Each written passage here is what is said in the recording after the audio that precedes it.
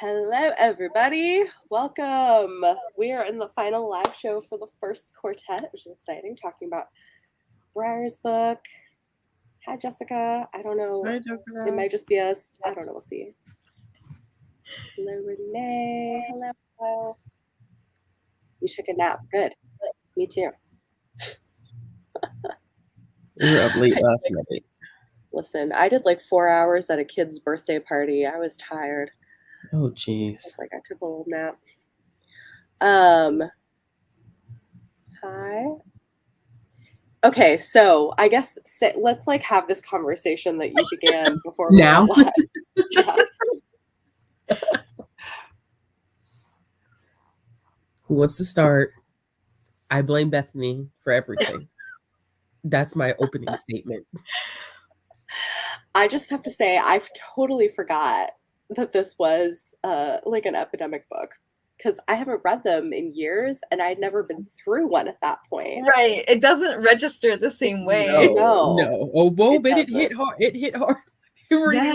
I was like, ooh, this sounds very familiar. Yeah. It was rough, but it was also like weirdly cathartic. Like I'm never going to be one of those people who's like reading like plague dystopia kills the whole human race, like, you know, while we have a plague dystopia, but like being in kind of like an ongoing pandemic, it was sort of like validating in a way to be like, yeah, this is horrible. Like it affects everything. It messes up people's lives. Like, I don't know. It was like, I did not expect it either, but I also found it like, yeah, I guess like not healing exactly, gratifying or validating in a weird way. It made me feel, I think, to be living during the era of a pandemic, it's like you know that you're living through it and you see everything around you. But I feel like this book made me feel like, no, like really, this is really like life. This is what's happening. And it made me recognize like the collective trauma that we have as a globe and still are trying to deal with in a lot of ways. And so this one hit a lot harder, like for me, than I think I anticipated, because I don't think I had recognized how I haven't really dealt with a lot of my own personal trauma as it pertains to the pandemic. So it was very eye-opening for me emotionally and mentally, like, sis, you probably haven't dealt with things the way that you think that you've dealt with things, because I was very surprised at like how, almost to be honest with you, how it wasn't uncomfortable, but it made me just like, it made me feel like I was having an outer body experience. I don't know how to describe. This is the first time I've ever felt this way reading a book. It was very, very interesting. Yeah. I think one of the reasons that this one like hit me so specifically and so hard is like, obviously, I'm sorry if you can hear somebody's dog in the background. Obviously, like things are a lot better, you know, pandemic wise than they were in like 2020 or 2021. But like we are still in an ongoing pandemic, and especially in certain parts of the world, it's like people are still getting sick and, you know, people are still dying from this. And as you said, Ashley, it's like all of that trauma and grief. I don't think as a society we have processed that at all, really. And I think like the reason I think that it felt validating, even though it was like, you know, very rough to read in some parts, is that like I think there's some people in the population who are trying to be like, all right, we're moving on, we're done. And it's like, we're not done. Like, you know, this is still like not only just like the long-term effects, but like the things that are still happening. And so I think that's why I really appreciated this book for that. Like I wouldn't have been able to get that experience had we not all lived through. Look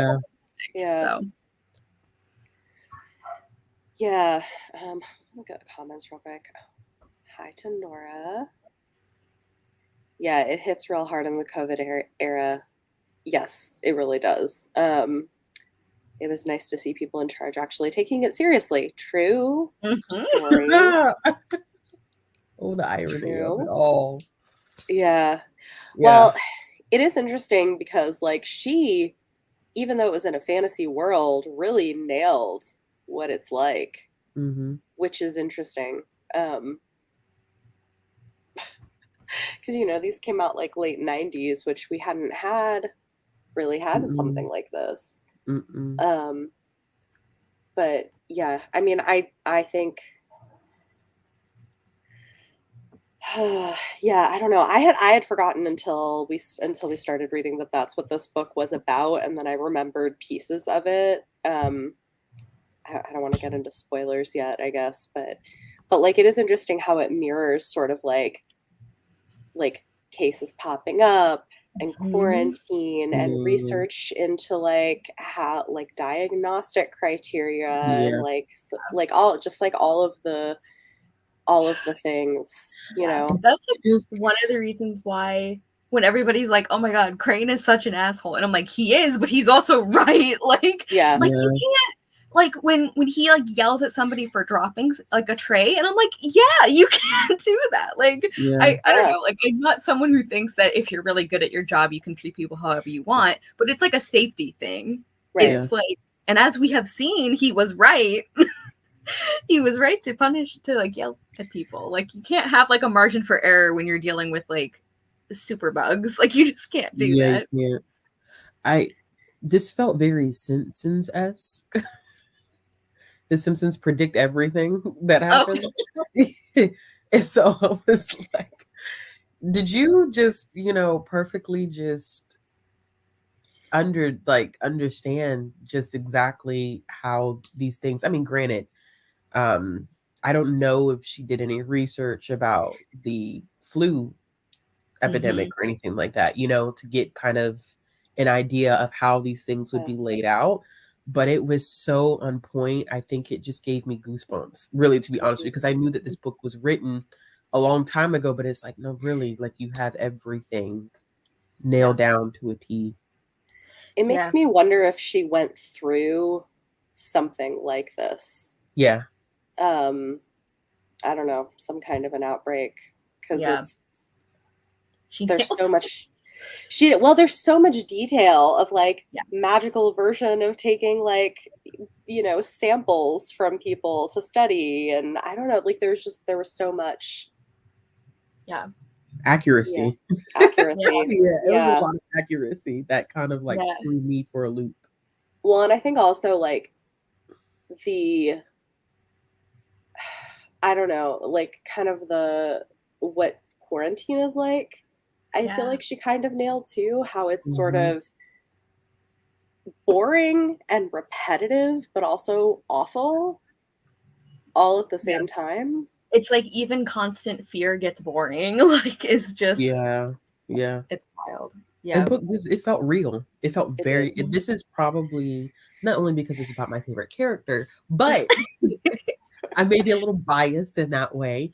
But I think too it's my favorite because it just the emotional tie that I think I had to this one, which always surprises me when a middle grade book, which I shouldn't be surprised because I read enough of it, but every time I'm like, oh my gosh, I really just emotionally connect. It really hit home for me with this one. Yeah. This is interesting. In the acknowledgments, the author describes her research and the books about plagues that she read. Scientists have known for years how plagues will act. What's lesser known is how society will react. Gotcha. Okay. That's interesting. That is It's just the first time like we've been through it as you know. Yes. As a society. Things our kids will read about in history books. Yeah. That's so strange to me. I know. Well, and it will be. COVID, it's huge. Dealing with it will require people to acknowledge they were okay with letting people with disabilities die. Yeah. Yeah. Came out in 1998. That's so wild. I kind of like Crane better too in this book, honestly. The ending was very emotional. Listen. That's what I said. That's why I said Bethany is taking all blame, because this one just was like, I don't know. This one just was like on a different level for me. It was so many emotions in this. Yeah. I'm sure we'll get to like the ending specifically, but like I was actually like I had to stop reading multiple times because it was so blurry. I was like crying and I couldn't see the words. Oh. I was like, I just need to like take a moment. Like I literally cannot read because I'm like Oh so no. no, like, in a good way. In a good way. I was like Oh very my gosh. invested. Yeah. And this book is also the one. So like I said before that I haven't read much Tamora Pierce, but this is easily my favorite thing I've read from her so far. And this book, especially, like the end of this one, made me realize like, oh, she's not just like, I really love this author. It's like she's an author that I trust. Yes. And like when we got to like a certain thing with the ending, and I did not honestly know which way it was going to go, like if they were going to be able to do this and help this character. But I realized, I was like, whichever one it is, I trust her to like do it well and for it to feel right for the story. And like that is really exciting to me. So good for Tamora. That's true. That's big. Hey, Bri. What up, people? So, thoughts on the book? I hated it. It was trash. You're lying. Completely lying. The book made her feel too much. I'm just kidding. I think that there were so many lessons that, and I really wish that I got to read this book when I was younger, because especially on like grief, it made me think a lot about like this would have been a good book to give to a bunch of middle schoolers when COVID-19 was announced, so they can understand how, you know, it's not the COVID that's killing people per se. It's the fact that the lungs are collapsing. It's the fact that, you know, other different complications are happening. I just feel like I don't get how Tamora writes books that that outlives the time in which she's writing it in. Does that make sense? Perfect sense. Okay. Perfect sense. I was like, I don't know if that made any sense, but no, 100%. Like they're pretty timeless. Yeah. And I loved, there was a scene where the one guy asks for Trish, like, you have to be the one to see this with me and go down in the swamp and, you know, help me figure this out. And she was just like, hell no, I ain't trying to go. And in that moment, she was so stuck on her fear that she didn't have the critical thinking to think about somebody else's feelings. And he had to tell her, like, I need you to not be a child right now. And then once she felt him, she understood that she was not the only one scared. He was scared too, but still doing it for the better of the community as a whole. And I think one of my favorite phrases is, and because I think a lot of people have even told me like, oh, Bri, I just think you're so fearless. I'm not fearless. I be scared as hell and I do it anyway. That's what I'm scared, nervous, terrified, but I still do it anyway. So yeah. I feel like that's not just like with the bravery discussion, but like also with like empathy and compassion. Like Rose Thorn, this happens with her a lot, but even like with Briar, it's like neither of them are like warm, fuzzy people necessarily, but they're the kind of person where it's like Briar is looking out for the people that nobody else is. And like I love the way that he is like so angry with the way that he cares about people. Like it's like right in line with who he is, but I love it. And he's not one of the characters that would be very obviously an empathetic person because of like the way he talks and acts and everything, but like where it matters he is. Like he's the kind of person, like he's always going to go out of his way to like help someone or take care of someone. Like he might complain about it, but he's gonna do it. Like with Rose Thorn too. It's like she hates it, but she's gonna help everyone. Oh my God, that was a. Can I just want to say this. I'm sorry for interrupting, Kara. No. That was it. But when Rose Thorn, right? Just trying to make sure I get the names right.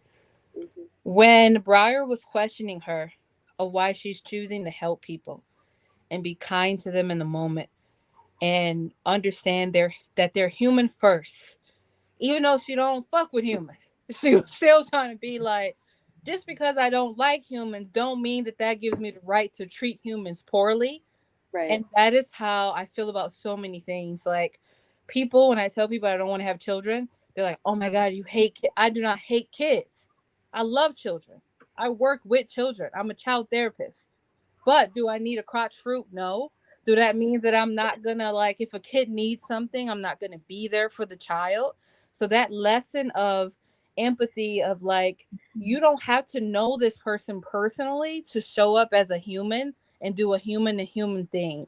And I think we definitely need to know that now, as you know, trans people are being caught on fire, women are being caught on, like, there's just so much shit going on in the US right now. And Yeah. people are feeling like, because it's not their issue and they're not experiencing whatever the repercussions are personally, then they don't have any stake in the race. You do. Show up for human beings as a human being. That's period. That's where we should start. And I'm sorry to get political, but I truly believe No, you're right. I think that's 100%. definitely applicable, Bree. Like a big part of this for me reading this was correlating it to the pandemic now Yeah. and watching how people have lost their sense of humanity from the beginning Yeah. Yeah. of the pandemic up until now. This lack of, if it doesn't impact me, I mean, Yeah. something as simple as like wearing a mask. You know what I'm saying? Mhm. Like that's why I said a lot of this is just, it was definitely a reality for me reading this book, because it does make you think about the fact like, oh, well, I'm not wearing a mask because I'm just not doing this. Like, you don't even have to wear a mask for you, but wear a mask for your neighbor who needs to be protected at all Yeah. times. You know what I'm saying? It's that Yeah. basic sense of humanity. Care about the people who are around you because they have loved ones that still want to see them there. Just have that basic human respect. And I feel like in the past few years, I've struggled with the idea of us essentially just losing our humanity. Like it Oh, feels like yeah. it doesn't exist anymore the way people have been treating people. It's Yeah. frightening, to be honest with you. But I understand where you're coming from, Brie. I definitely felt the same way reading it. Yeah. Like when we were talking. Oh, I'm sorry. Go ahead. Who was talking? Oh, No, I just said yeah. I was gonna say that it's interesting because in the book too, you see how the people it affects the hardest and first are the people in poverty. Yeah. It starts in the poorest areas of the city. It hurts them first, and like things don't ramp up till it reaches the rich areas. And that too just reminded me a lot of how things happened in COVID, and that a lot of the communities that were most hard hit and most affected were people with like lower socioeconomics, and it affected people of color a lot more and people in service industries a lot more. And so I think you kind of see that reflected here as well. Yeah. And when some of the kids are like, they make a comment, it might have been Triss, I don't remember, but they make a comment like, well, why do they live in those places? Like, that's so dirty, of course they're going to get sick. And I think it's Lark who's like, they have nowhere to go. Like, this is the absolute best they can do. And they are trying their hardest to survive. So like, you don't know what that's like. And I think that part was also very familiar, as you were saying, Bethany. And like we were talking about with the ongoing effects of the pandemic, like the ongoing traumatic experience that we were all sharing right now. I think one of the things that's been hardest, which I think Ashley you were talking about too, is like being confronted with how many people won't do the bare minimum to take care of somebody else. Like, it is such a small thing that could mean life or death for somebody else. Bare minimum. And like it is like incredibly disheartening to see. And I know that they're the most like visible, so there's a lot of people who are doing the right thing, but it's just very disheartening to see so many people who it's like, oh, I will do absolutely nothing to like help another person. Like, yeah, and I think we see a little of that too, because like you were saying, Bethany, in the book, it's not like they don't start like quarantining and taking it seriously until like richer people start getting sick. Right. Yeah, the money bags, It definitely pisses you off. I tell you that right here, right now. It definitely pisses you off. Yeah. Yeah.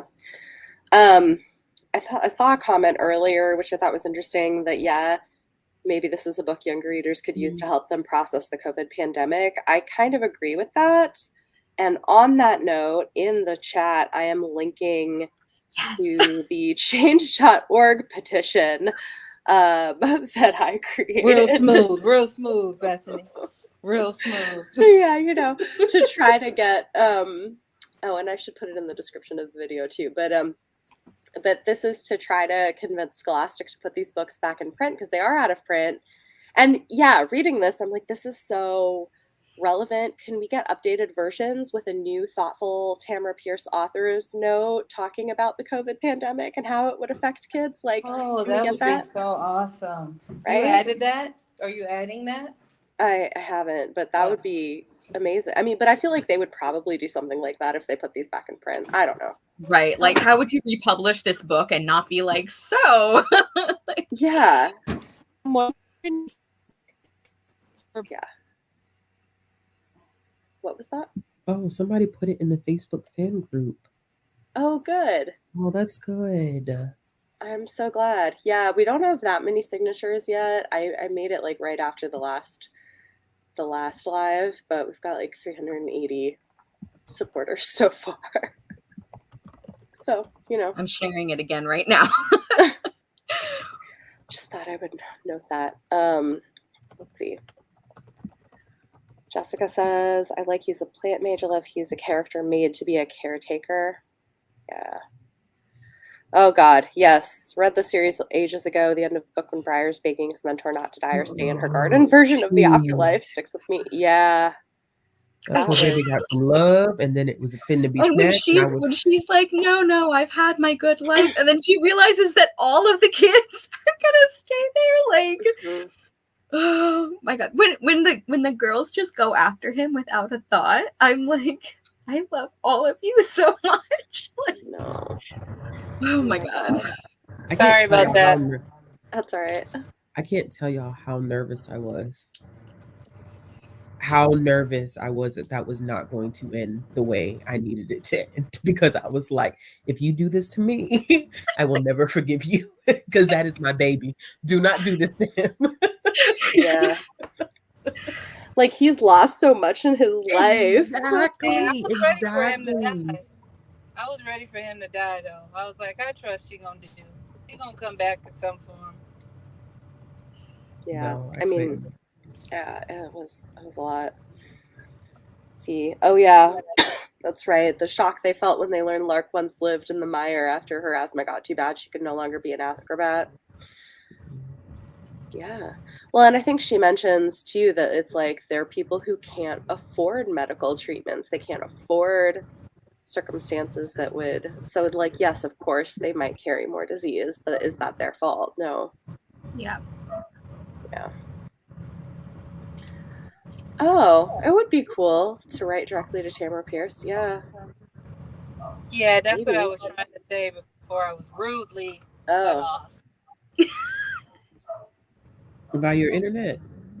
Yeah, and then I kept saying, not my internet trying to show people I got Boost Mobile. It's terrible. Oh no.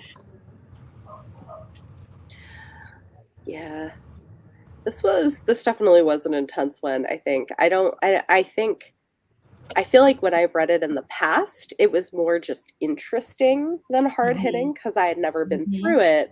And so I was like, oh, that's kind of cool how she, like, that they've got like the little magical bags for holding samples that don't get contaminated on the boxes for them. And we've got like magical, science lab to figure out how to like create a vaccine basically or something like that. Yeah. Also, it was showing kids also the importance of following the rules of doing a scientific experience and making sure that you don't True. contaminate things, because contaminated samples can go awry. Yeah. Yeah, that's very true. Now that we're kind of in the spoiler section, I just want to say I was so furious with that lab tech who spilled on Rosethor, and it's like everybody said, oh no, she said she's fine, and I'm like, you get in that magical decontamination shower right now. And Yeah, it just made me really mad. And that's why I'm like, yeah, Crane is rude, but he's right. Like, you guys have to listen to him. Like, you have to be careful. Like, you can't just like, oops, I spilled the sample size of Superbug on a person. Like, what? I don't understand why that like wasn't. Oh my gosh. Yeah. No, like it's really important. You have to be careful about that. So it is cool, I guess, from that perspective of like introducing kids to like scientific procedures for stuff like that.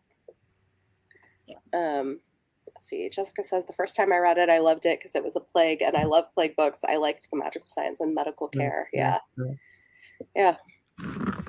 Also loved how Briar trusted his gut and got Tris to come because he saw magic. Yeah. But it's like he didn't trust himself for sure, but he was like, Tris will know for sure if this is what's going on.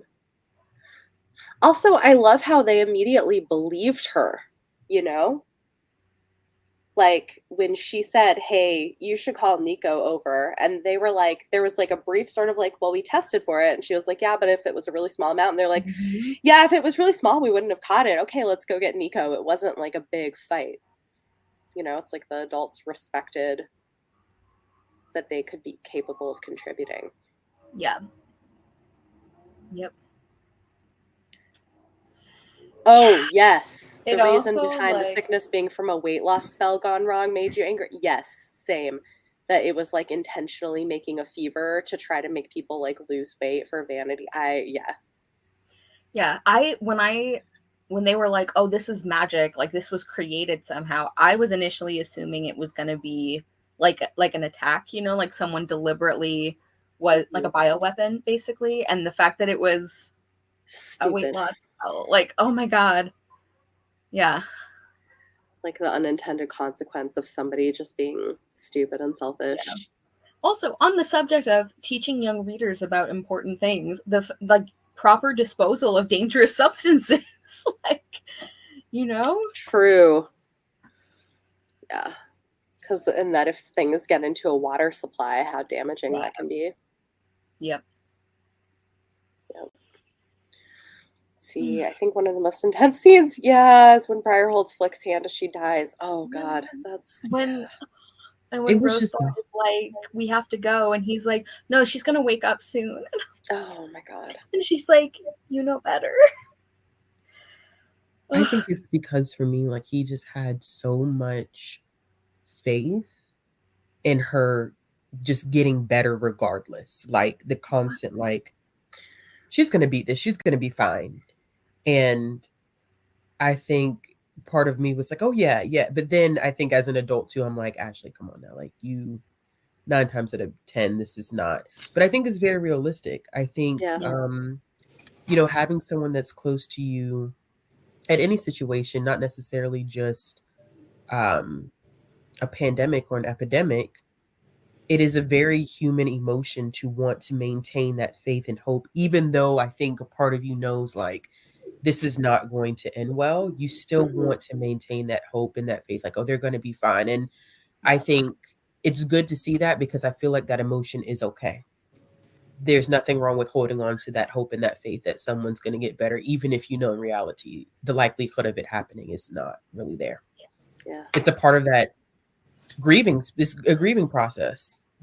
I think, and that's why, like we've already said, I think this is a good tool for younger readers to understand the different emotions that come with grief, like the emotions that you feel before someone actually is pronounced dead, because there's a lot of emotions there. I think a lot of middle grade books that I've read often deal with grief after the fact and not dealing with the stages of grief that happen while the person is still living and maybe fighting for their life in the moment. And so we get to see Briar kind of have to work through every single one of those emotions, which I appreciate it. It was difficult for me as like, because Briar's like, that's my baby.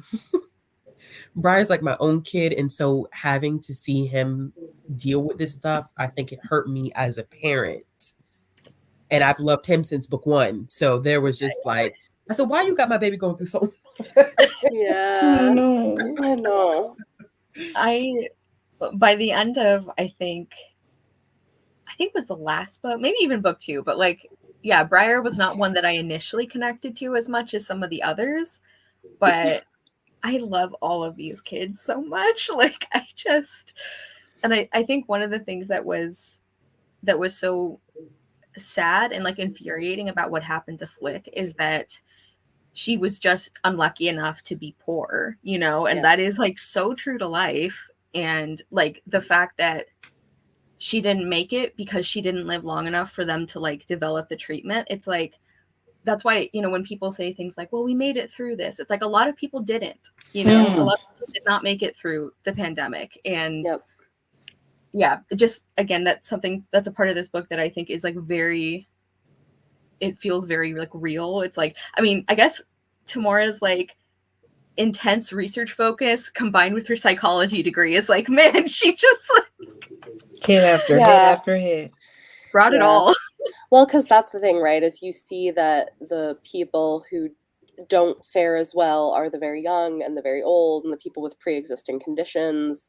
Like all of that is here. And like part of why Flick didn't do well is she was like malnourished. She lived on the street. You know what I mean? Like her body already wasn't in great condition and she didn't have enough to fight with. Yeah.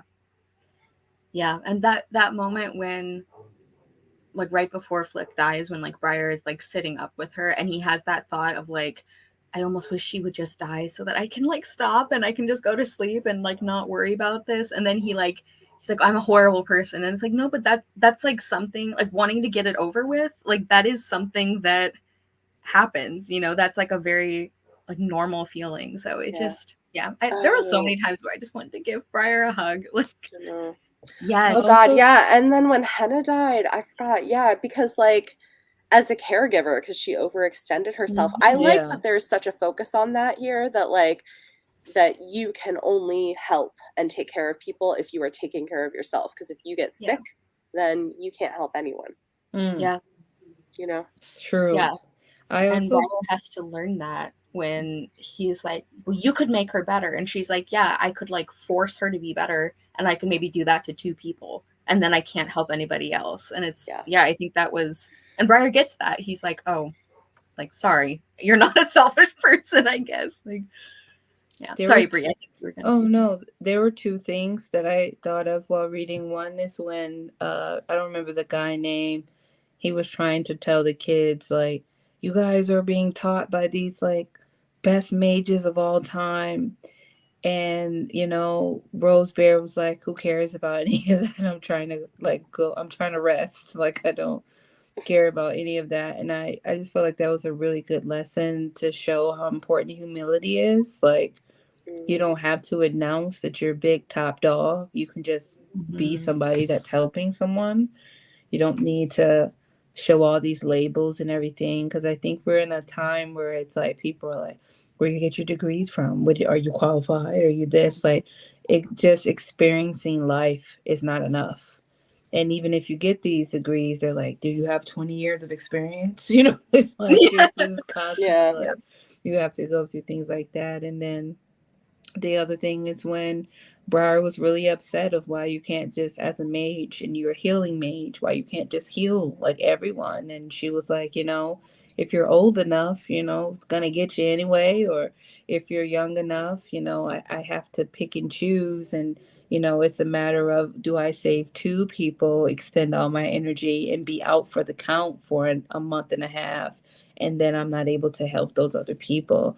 And I think that's just a real reality of like even doctors, like, you know, it's like everybody cannot be saved. It's a terrible, terrible reality, but it's a lesson that I think we should learn young. Yeah. And going along with that, and like yet another thing where it's like reading this and I'm like, wow, okay, that's exactly how it happened, is when they're talking about like hospitals being like overextended and overfilled, and how like just like some of the specific things she talked about, like people's beds being like set up in the hallways. And it's like, like I remember that happening. And I mean, it's still like during surges that still happens. And like, it was just something. Yeah, I think I have so much respect for people who are in the medical field. I imagine one of the hardest parts would be knowing that you can't put your resources everywhere. and Yeah. knowing that you have to like make decisions about who's more likely to make it. And so we can't use these medicines on everyone. So we have to pick like the most likely to survive. Like I just can't Yeah. even imagine that. Like Well, and then there was like the fact that, you know, they were so underprepared with the sample boxes, which reminded me with COVID of how, like, when everything started, nobody had enough like personal protective gear. And like part of why everybody was wearing like cloth masks was because they didn't even have enough for the medical staff. yeah. And it's like this book also talks about like understanding the sharing of resources, which a lot of humans missed the mark. The fucking toilet paper was going in 2.3 seconds. People were bulk buying up the mass. It was like doomsday. It was like hyper, Wipes for babies. Yeah, wipes for babies. Even formula was Yes. nowhere existent. Yeah. So it's just like, dang. Imagine going through the trauma of giving birth, then don't have the resources to take care of that child. What Yeah. the fuck? Yeah. Well, and Jessica's talking about dealing with like the bodies. Yeah, like because I was in I'm in New York, and it was really, really bad here at the beginning, where they were bringing in like refrigerated trucks to like hold bodies because they were like didn't have space. Yeah. I remember, I don't know which news network it was. It was one of the bigger ones. And I remember the part, I think this was like mid 2020. So like really, really bad part. And she was like live reporting from like a hospital in Los Angeles because LA was really badly hit too. And she started like sobbing on air because she had been reporting from like people who are like losing their families. And it's like, until I saw that, I don't think I had been thinking about like the media people, like the people who like make this like news content for us, and how much of an emotional like, you know, weight that is. So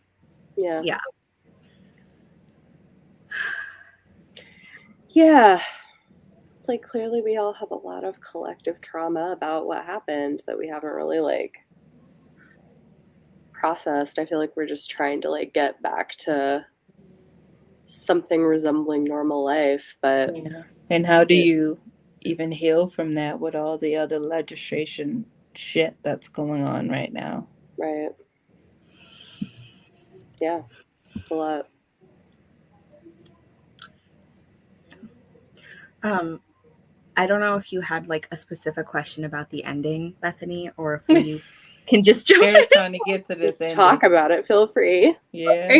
Because one thing I wanted to say is that like it means a lot that like, okay, Briar, like he understands the risks of what he's doing, but he immediately goes after Rosethorn. And also I really appreciate that like he doesn't ask the girls to come with him. Like they make that choice and they're like, yeah, of course we're going after you. And like the fact that they're all his anchor.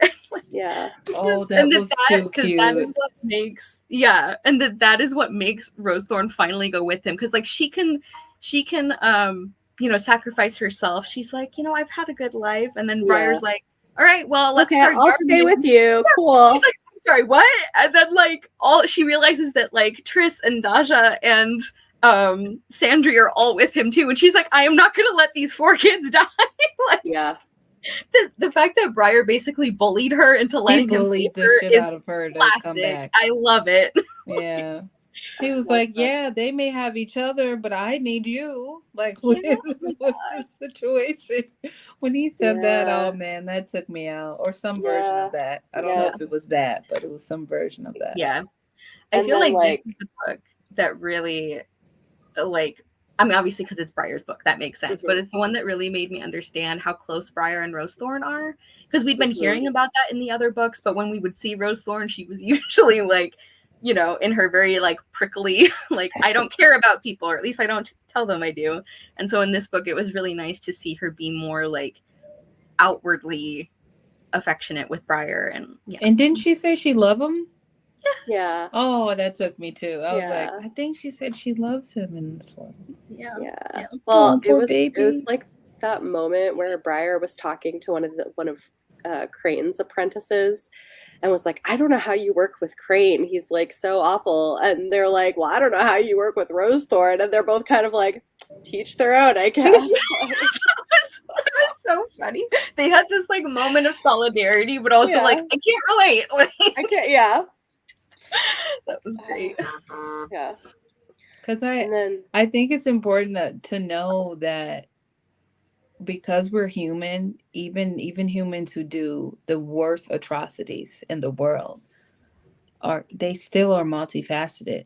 mhm. No one is 100% evil, and no one's 100% good. Yeah. We have different levels depending on the experiences and how we interpreted those experiences.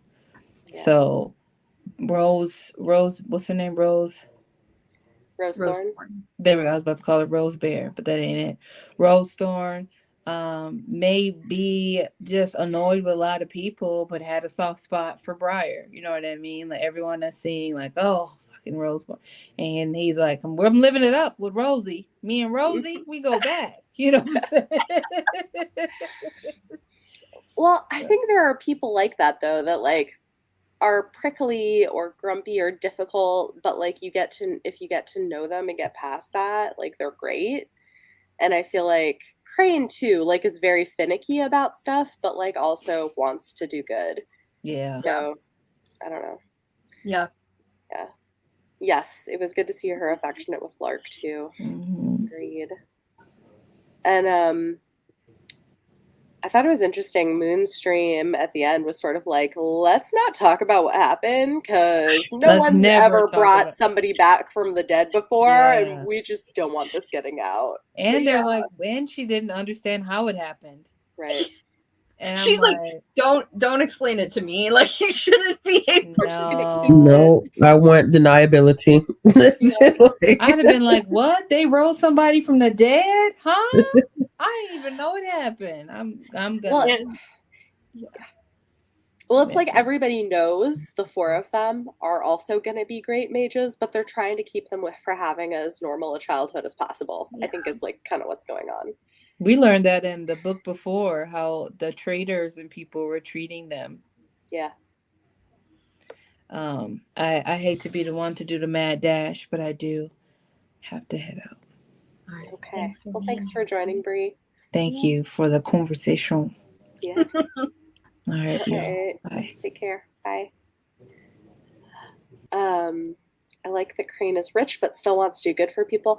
Yeah, I like that too. I like that we kind of like there's definitely a lot of nuance in this book, right? Because like you have like good poor people and bad poor people and good rich people and bad rich people. And so it's like you really see a range. Yeah. I appreciate how like we were talking about at the beginning. It's like I was saying how I really didn't know if they were going to be able to bring Rosethorn back. Like once all of the kids were kind of in the afterlife, I'm like, okay, I don't think she's going to kill all of them. So we're probably going to get out okay. But like I really didn't know which way it was going to go. And one thing that I appreciate is that like pulling Rosethorn back, I feel like was actually really well set up from the other books because like we know that the kids are so much stronger together and that they can do things that like technically you're not supposed to be able to do because they have this bond. Like it didn't feel like it came out of nowhere or like it was like forced or cheap or anything. It was like, oh yeah, if anybody could do it, like these kids could. So I like that. Yeah. Let's see. Even though Crane and Rosethorn dislike each other, that never meant they didn't care about each other. Yeah, and they work well together once they get past their bickering too. They both respect each other's abilities, which I think is valuable. We also need to keep it quiet too because it may put them all in danger in the meantime. Yeah, that too, Jessica. Has there been any word on if the covers are going to be remade? So at this point, the covers or the books are out of print. This is part of why I did start the petition, because I think they should go back in print. That would be great, but so far it's not like Scholastic. As far as I know, Scholastic doesn't have any current plans to do that. So maybe we can push them into it. I think they should. Yeah. I don't know if anybody has like a publicist like contact or something at Scholastic. I wonder if if they would maybe know about what channels would be appropriate to like reach out to about that. Yep, for sure. Yeah, this is true that we get the story of how Crane and Rosethorn met and their early rivalry as game. Yeah, I thought that was funny. Yeah. Like, can we like fake them out or whatever on Sense? Keep hoping the books will have awesome new covers soon. Yeah, I would love to see them reprint these because I think they're very good. Yeah, I just don't understand. Not all of her books are out of print, but all of her. So she has different publishers. So the Circle of Magic books are from Scholastic. Some of her, like her Alana books and stuff, they're from a different. I think they're from HarperCollins. But yeah, her Scholastic books are out of print, or at least the Circle of Magic ones are. So yeah, and apparently. Go ahead. Sorry. Oh, I was just going to say, apparently we heard from somebody that she said that Scholastic has been resistant to putting them back in print. I don't know why. Yeah, I have such a hard time when it's like really popular authors who are like continuing to do well. It's like, wouldn't you want to be like really sure that you have their backlist? Like, I don't know if it's like a copyright thing, like some kind of weird legal reason, because like otherwise I really can't understand why you wouldn't want to like republish them. From a library perspective, a lot of that too has to do with demand. And so, like for instance, if I'll use this as an example, even if they were to get new copies or do reprints of it, and they sell them, if they're not circulating well, we're not going to get them. So it's easy to justify getting like the Alana covers. It was justifiable to get it because they were still circulating so well that it was no issue getting the newer covers. It was justifiable. But if you have, because we have these at the library, but they're those old library bound hardcover, like the cover printed directly on the Yeah. The small little short ones, like, I would love the idea of them getting new covers because I feel like new covers also would be appealing to a new generation, whereas those covers would have been, okay for us as kids. But I mean, looking at the Circle of Magic books on our shelves now, I know that none of our kids are going to come in unless a librarian is actively selling the book to them. They're not going to, like, browsability is just not a thing when it comes to that. So yeah, no, they need to be repackaged. Yeah, they do. Like, I think like this series of covers is pretty good, but yeah, it doesn't really. It's not like in line with current like cover design. It's not trends. at all. It's really at least the new Alana covers are.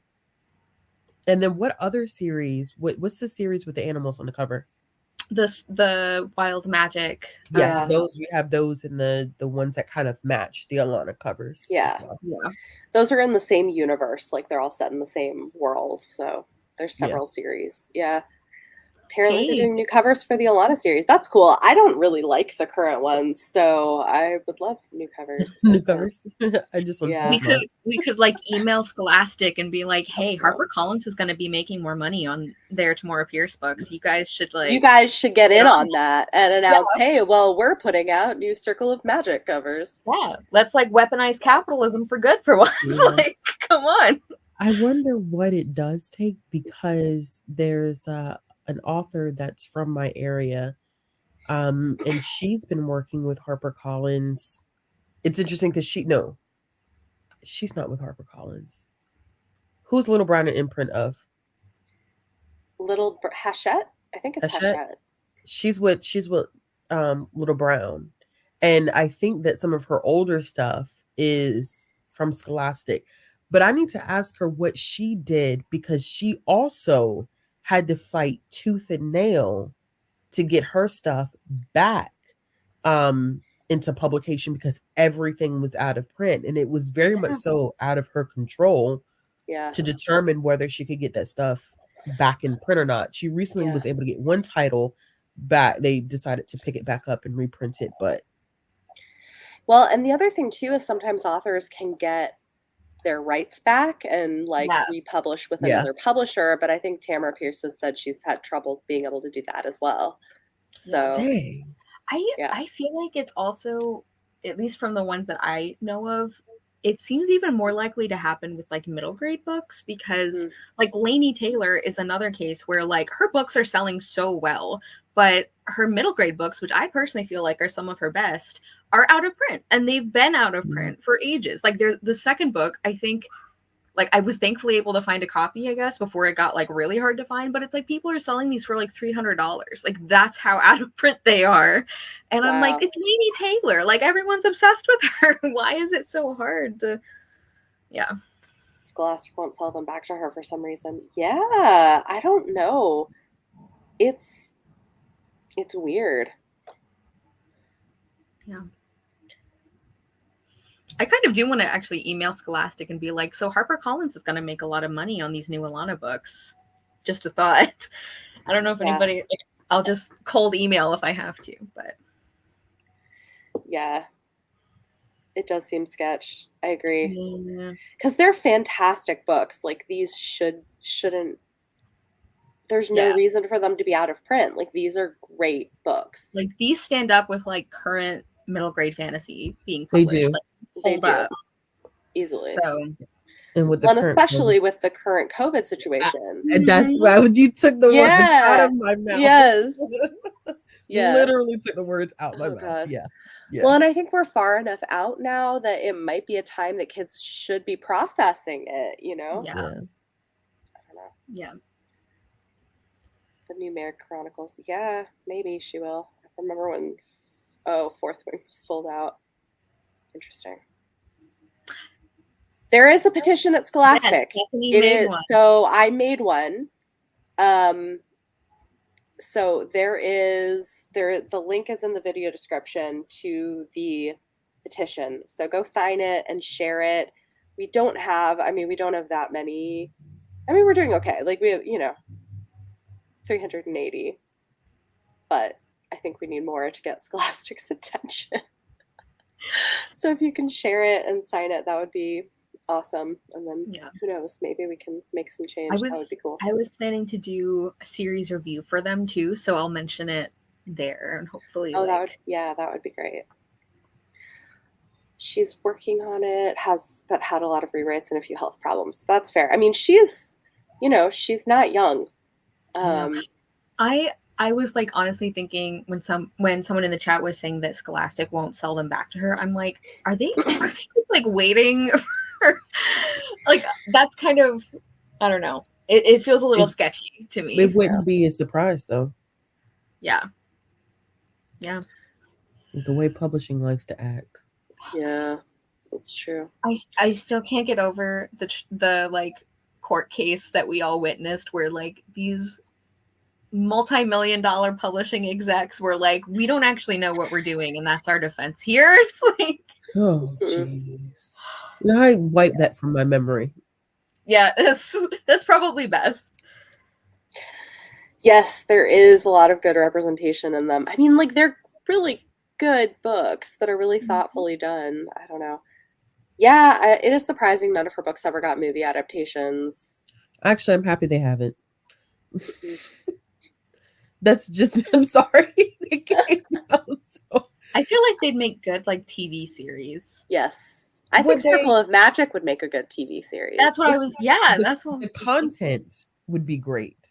But do I trust anyone to get it right? That's not that there's but also keep in mind, right, that like adaptations sell books. They turn this into a TV series, like it's gonna get in the hands of I would need her to Tamora be there Pierce cinematic universe every step of the way. She would have to be there literally every step of the way. Kind of like how Rick Rider now had to had to switch it up. I want Tamora Pierce holding a video camera. Yes. Yeah. This is interesting. Tordoll series is with a production company right now, but I don't know if there's been any movement on it recently. Yeah, well, right now everything's shut down, so. But Circle of Magic would make such a good TV show. It would be, and it would be like, because I feel like there's been a lot of the like, not necessarily classic fantasy, like old fantasy, but classic fantasy, like I don't know, like very sword and sorcery type. Like that, I feel like that's kind of trendy now. There was like the Shannara series. There's like The Witcher is really big right now. Like Yep. I We feel need like this something for the vibe kids. Yeah. is like pretty popular for fantasy TV series. Like, Yeah. Well, and just think about like the kind of casting they could do for this. yes. So many bad adaptations. Y'all don't Okay, but understand. like if they did it well, right? If they did Yeah. it well, like You know, If they I did it would well, it like would to be be able perfect. to cry at many different media about this series. Thank It you. would be perfect. It would be great. Like, I would just need it to be, and I keep using it as an example because this is just the best example that I have. Like, the Percy Jackson movies were trash, horrible, Mhm, mhm, awful. And mhm. so now I know that everything is not going to be perfect. It's not going to be exactly, as it is in the books, which I am embarrassed to say I'm reading for like the third or fourth time. It is okay. It's all right. But the fact that he is so involved, I think I always get Mhm. nervous when the rights are sold and then the author doesn't have as much I guess Creative control. yeah, they don't get to like sit there Mhm. and be like, "Hey, this is, not how I would have pictured it. I know you can't get it Yeah. exactly, but how close, can we make an adjustment here, make an adjustment there to get it as close to, how I envisioned it as possible." I feel like sometimes that does not happen. And so Yeah. everything is just kind of out of the author's hands, which sucks because they're the Yeah. creative mind behind the entire thing.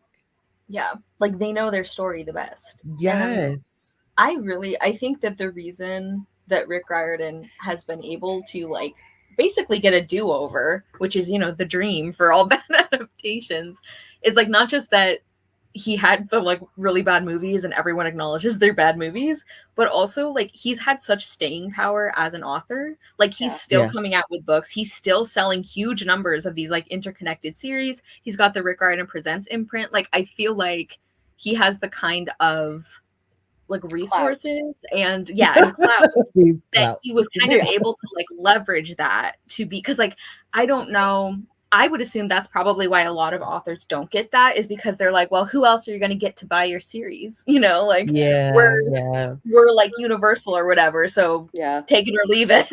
Like, I Yeah. feel like we should fan cast the adults in the series because I'm just thinking like Frostpine should be Idris Elba. oh my god, yes.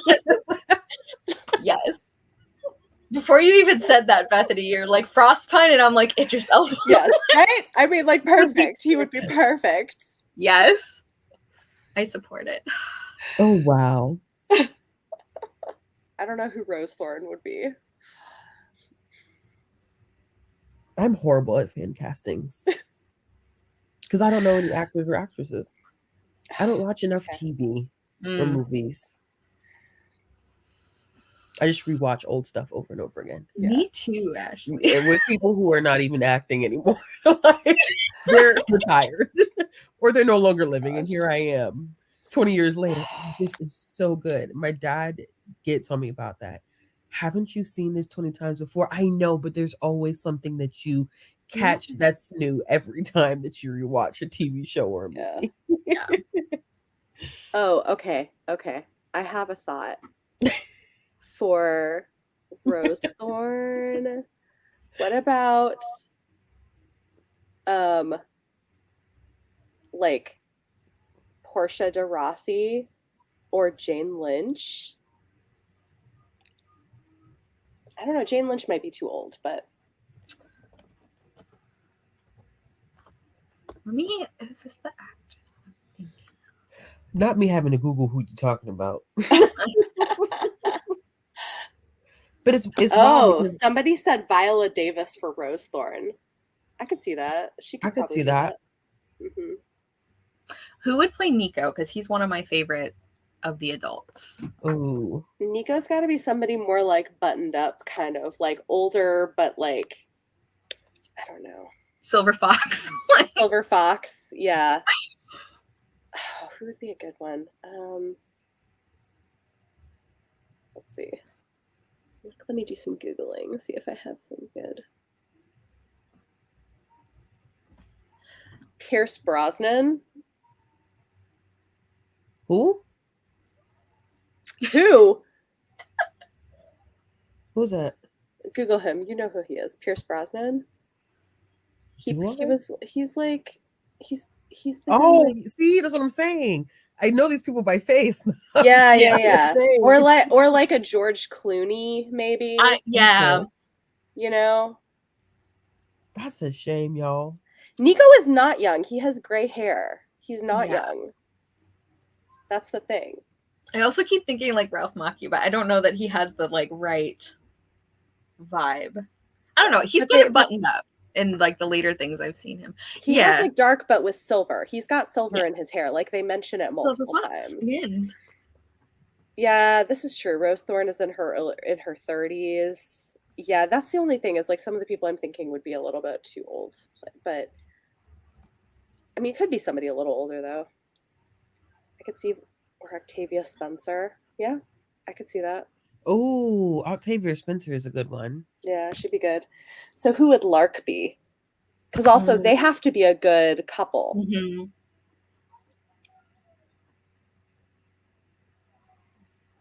Okay, so this wouldn't work age-wise with some of the other actors you're all saying for Rose Thorne, but like Yeah. Lupita Nyong'o as Lark would be an absolute angel. She would be great. She would be a good Lark. I could totally see that. Like she has that like kindness, like the kindness, the sweetness. Yes, I see what you're saying. But the strength. Oscar Isaac for Nico. I could go for that. Yeah. Yes. Oh, is she? Lark is supposed to be part Asian. Okay. Well, that's the thing is like I feel like we need to be aware of right some of that when we're right. Like I thought I think do they describe Rose Thorne as having like kind of medium brown skin, which obviously could fit like a whole range of actors. I think so. But yes, Idris I think we Elba decided Idris Elba is Frostbite. Is Frostbite. Yeah, basically. He's 100%. Yeah, this is true. Rose Thorne is described as short and stocky with like short hair. Yeah. Mm-hmm. That's true.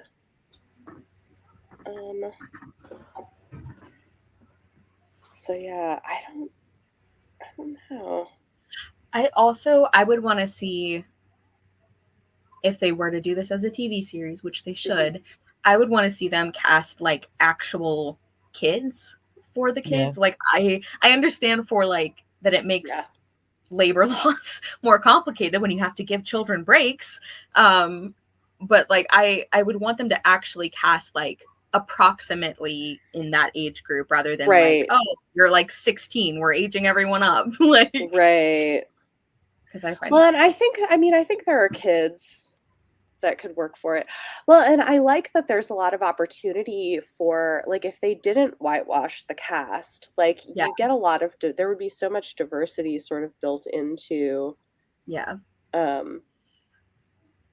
don't know if he would be the right age anymore, but for Briar, I just was thinking of the kid from the Into the Woods movie. Like very similar vibe. Like he's kind of a little shit, but you kind of love him anyway. And I don't know that we got. Oh, you know who could play Sandry? Is the girl from what was this? The new hold on. My brain. I have to look this up. The girl from the Obi-Wan Kenobi show. I haven't seen that one, so I have to look. She would make a good Sandry. Let me see. And she's about the right age.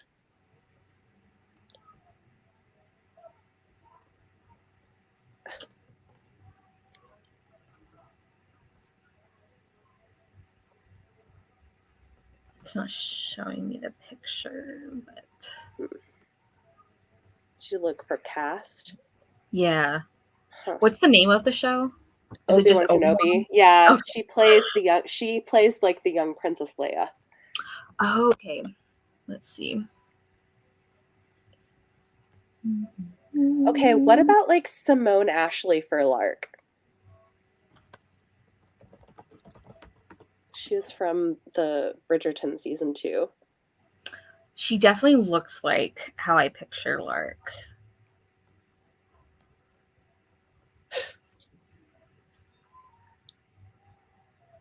I should pull.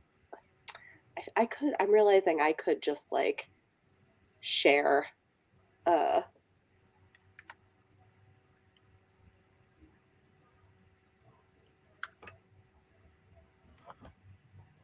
yeah, here we go. This is her.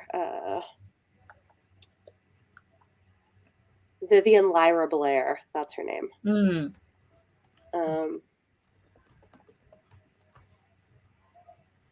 Here, I'll just share my screen. Hold on. Oh, she was in Bird Box. Oh, she would be a good. Right? Yeah. Yeah, her. Yes. Like, right? Like she totally looks like a Sandry.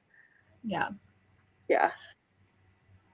Who would play Triss? I'm trying to think of like redheaded child actors that I know. Mhm. Like I also don't watch many new things, so I like I don't know. It's very like it's creatively. rare that I had a suggestion Yeah. for Sandry, honestly. But I think she would be really good. Yeah. And then like who was I? Yeah. Oh yeah. So and this is who I was thinking with for Yeah. Lark. I feel like Yeah. Jessica, I agree. I don't want to lose the body diversity for Rose Thorn. I agree with you. Yeah. No, that I said Simone Ashley for Lark, not for Rose Thorn. I agree with you. I think Rose Thorn should be, yes, 100%. Especially given the fact she and Lark are a couple. I don't want to show only skinny people get to be in a happy, healthy relationship. I completely agree. Yeah. And I really love how Rose Thorn is described as very like classically beautiful. Like on Mhm. top of that, like it's not like a, I don't know, like I feel like those things tend to be paired together as like if you're classically beautiful, then you're also thin, and so I like that. Like they're Yeah. describing her features as being very like, typically beautiful, and then also she has like a body type that is not often associated with that, Right. and the short hair, which is cool too. Yeah. Yeah. I feel like I think there are people who could do that though. I don't know. Anyway, I just think this would make a fantastic TV show, and somebody should do that because it would be great. It would be. You know what? There is more and more of this kind of diversity, though. Like, I don't know if what's her name?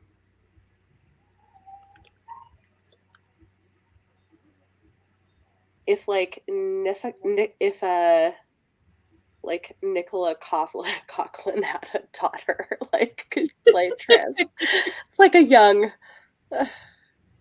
Penelope Featherington, basically. Yes. Broad shouldered, long legs, broad firm jaw. Yeah. Yeah, they say she Yes. is short and stocky. Short and stocky. Yeah. With short hair. Yeah. You know who came to mind actually is like what I was imagining, but I don't know that I think this is not probably accurate, but I was picturing like, oh, what's her hold on. Oh no, that's not what I was thinking. Oh, I don't know. I have something in my brain, but I can't figure out where it's from, so that's fine. Maybe it'll come to me. Do Well, you want to mention the next series read along? yes.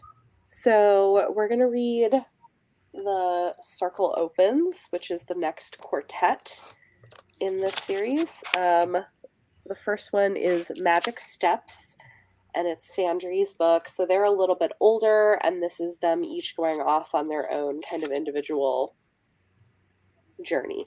So I'm sad that the gang is breaking up, but I know. But I trust Tamora, so it'll be okay. As we've established, I trust her. Yes. I still think it'll be great. Yeah. So Bethany, thank you for introducing me to one of my new favorite series. I'm so glad. Yes. I'm obsessed with these. I love it. They're so good. They are so good. More people should be. Well, thanks everybody for joining us. Hopefully it was a little bit of a lighter end to a pretty heavy discussion. Yeah. So I know Yeah, this one was yeah. a lot. This was not a light one with all the pandemic stuff, but yeah. Thank you guys for joining me on this. It's been fun reading them. Thank you for It has hosting. been. Yeah. All right. Well, have a good night, everybody, and we will see you next month. Bye.